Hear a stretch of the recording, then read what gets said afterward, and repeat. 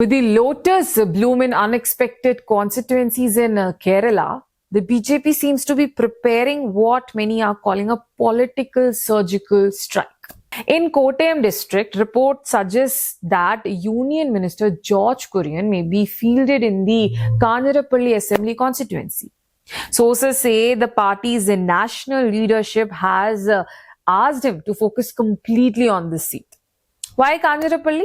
Nearly 25% of the voters here are Christians. The BJP believes that just like how Christian votes supported Suresh Gopi in the Thrissur Lok Sabha constituency, a similar trend could happen here if Kurian becomes the candidate. In the last assembly elections, the BJP performed strongly in this seat with Alphonse Kannanthanam as the candidate. Party leaders feel the current political climate is even more favorable. They also see Kurian's roots in Kottayam district as a big advantage.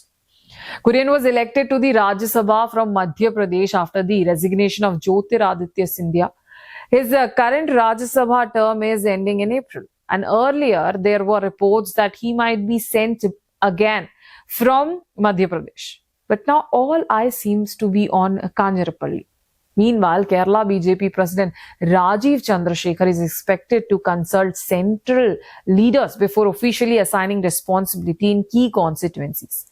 In Thrissur, reports say Padmaja Venugopal has been asked to begin groundwork. She was the Congress candidate in 2016 and had alleged internal sabotage during her defeat.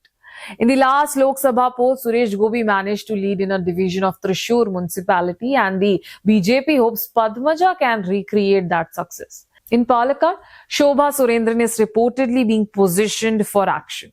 She had finished second in the 2016 assembly election there, and the party believes the situation is now more favorable.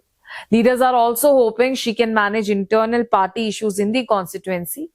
So, is this the BJP's carefully planned expansion move in Kerala? Will the lotus bloom where it hasn't before? The coming months could reshape the political map of these constituencies. Stay tuned.